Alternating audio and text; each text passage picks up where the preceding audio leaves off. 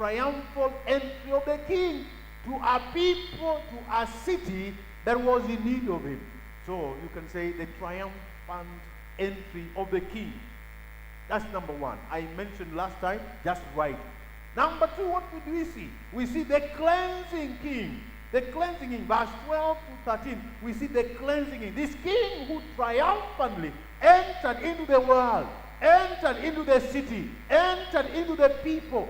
He was triumphantly moving into it, but somehow he went also cleaning or cleansing it. Whoever accepted was cleansed.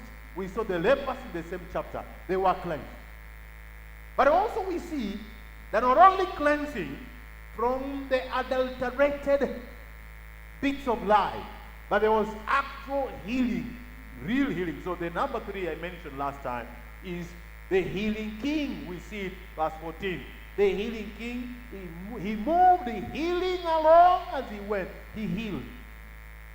Number four, we see even though there was a group of those people who rejected, but we see also he was celebrated. They celebrated the king from a different quarter.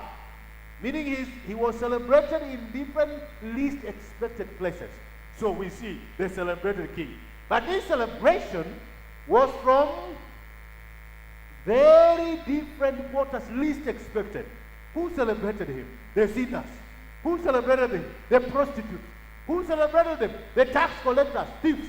Who celebrated him? There are people who are least expected from the religious aspect and religious life.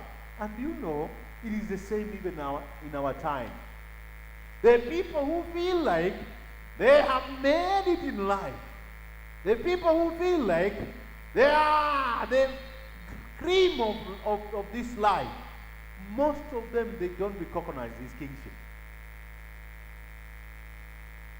And the people who happen to be religious, people who might be supposed to be in the kingdom, are the ones who sometimes even reject him even though they are close to the kingdom.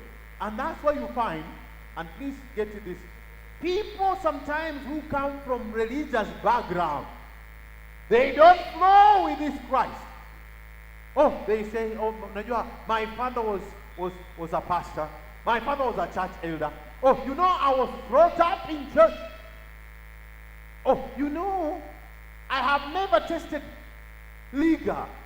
I've never tasted changa. I've never drunk since I was born. So they look at it, for me, I'm better than this drunkard. Oh, you know, for me, I was baptized. I was baptized. In fact, as a child. Aha, you have heard it. And they end up not celebrating the king. But that one who says, oh my God, I am filthy before God. Oh God, have mercy on me. Those are the people who somehow least are expected. And sometimes when I think about my life, I wonder, the Jesus who found me, sincerely speaking, he really saved me. Because where I came from, it is filthy, wicked, evil, all sorts of dirt that I can think of was in that place. They celebrated the king was celebrated by children. No wonder he says, unless your righteousness, unless you are as like this child, you will never enter the kingdom of God. In the temple, the only people who celebrated Jesus were children. Verse 15b, children celebrated Jesus. Tax collectors celebrated. Prostitutes celebrated. Least expected quarters. Are you among the least expected quarters, or are you among those ones who are born in church and you have rejected even the king himself, yet simply because you are playing religion? Mara nyingi, be careful. Sisi ambao tumekuwa kwa wokovu kwa muda, unaokoka unaanza kumzoea Yesu mpaka unaanza kurealize una miss heaven, yet unasema niliokoka miaka zilizopita. Unajua niliokoka nikiwa 5 years. Oh, praise the Lord. You know, oh, tangu Sunday school.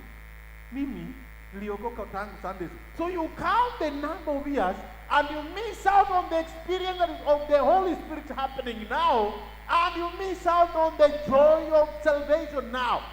That's why, wapendwa, kuwa careful kwa mambo ya wewe kufikiria vile ulimjua Yesu uliopita miaka ya 80, miaka ya 90, miaka ya 70 kwa wengine. Usifikirie hilo ndilo litakupeleka mbinguni. Ni wewe unamu experience Yesu kila siku.